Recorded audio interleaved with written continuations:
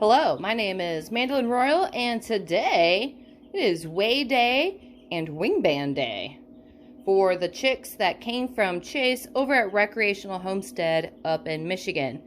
These are American Bresse chickens, which is my all-time favorite chicken breed.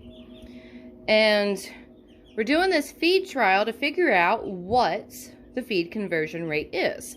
And I'll be doing that with my stock as well.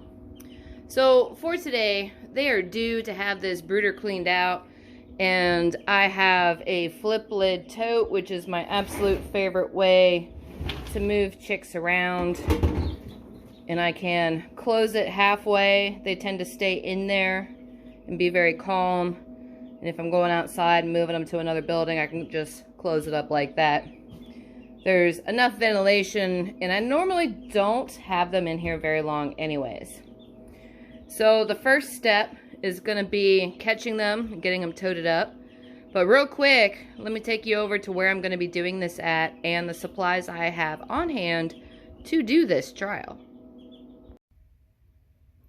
These are the items I'm going to be using today.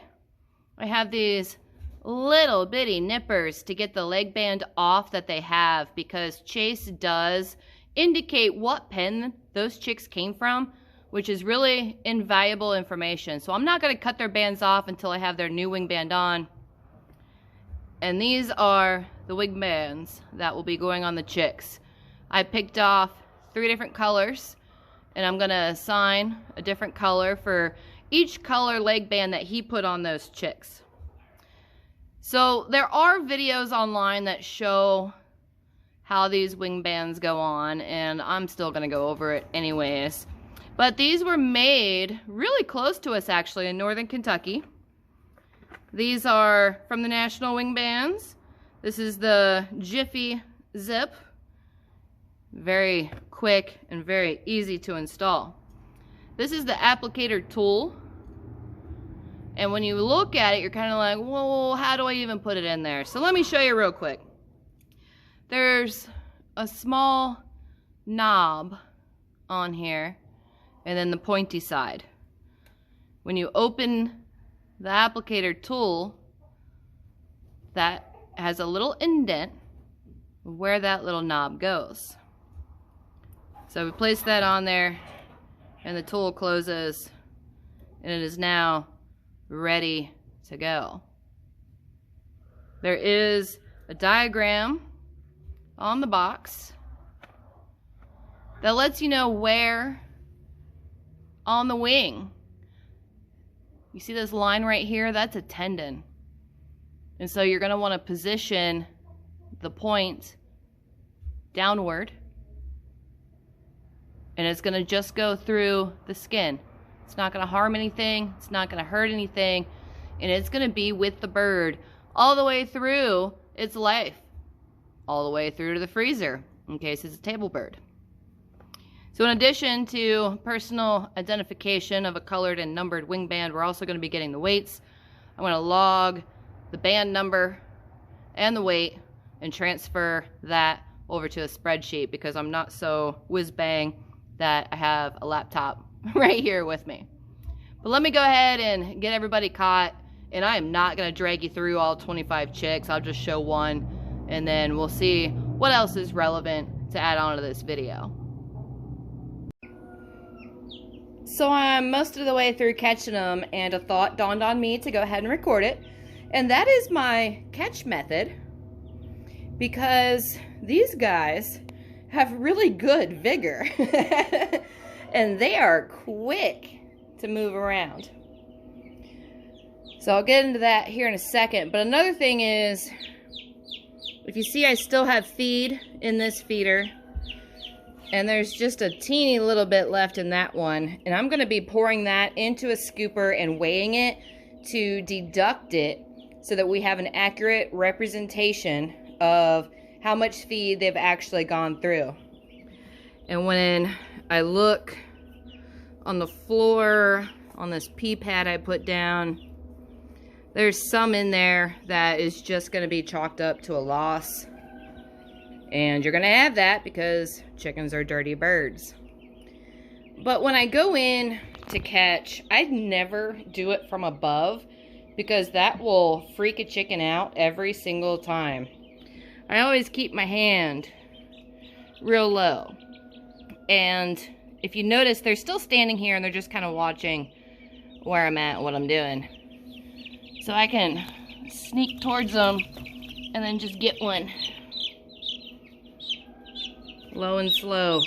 Don't freak them out from above because they might think you're a hawk.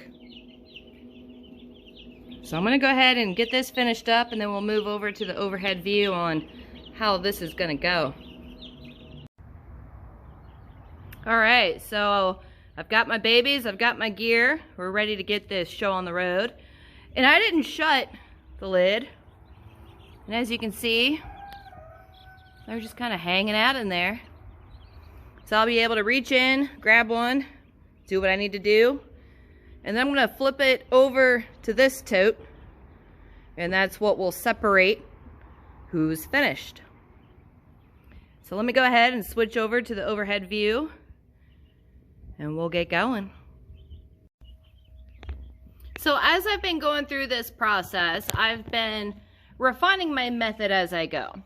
So when I reach into the tote of chicks, I'm not worried about which color leg band I grab. I just reach in there and get one. And then I look at what color it has. This one, being purple, means it will get a brown wing band. So I go ahead and I grab that band. This one is going to be BR number 4. Now that I have the band pulled out, I snip off the leg band. This is why I got a really little tool, because a big tool would have been annoying. These are stretchy and rubber. Chances are I might be able to slip them off, but since I'm just one person, I'm gonna go ahead and do it the way I'm doing it. So my scale is stuck on ounces, which is really frustrating because at this age, you want it in grams for accuracy. But it is what it is, and I'm not running out to buy a new scale. So, brown tag number 4, 2 ounces, 0.75 for the 3/4. And as long as I kind of keep an eye on them, they don't escape, and they just kind of hang on the scale until I have the band loaded into the applicator tool. If they make me hesitate because they move, I've noticed that this will close up on you, and you need to watch and make sure you still have this nice spacing in here if you have to retry. I think this is chick number 7 or 8. But when you pull the wing out, that little spot indicated on the box is right here. It's not further down. And when you roll your fingers on the skin, you can feel where that tendon is. So you want to go ahead and get it in your left hand, or whichever hand you're going to use for holding. I don't know if you're left-handed or not. I bet that makes this tricky. So we have point side down. Gonna load that right behind that tendon. We're gonna punch, and then it's over and done with. And the chick doesn't even care. Because if you have mad baby chicks, they're gonna tell you all about it. They're gonna scream and cry. So this one goes down into the finished tote. Here are the other ones just hanging out. So I'm gonna keep going till I get them all done. And then I'm going to transfer my ounces over to grams. And then I'm probably going to buy another scale. But anyways, moving on. There's the rest of them just kind of hanging out, waiting for their turn. Alright, everyone is put back into a clean brooder. I refilled this feeder with 2 pounds of feed. For ease of use, I'm going to try to keep it at whole numbers to make it easy.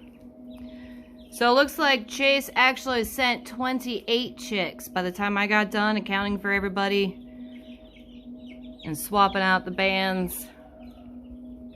So that's pretty cool because we're still at 100% survival. And I'm gonna go do some math and figure out where we stand.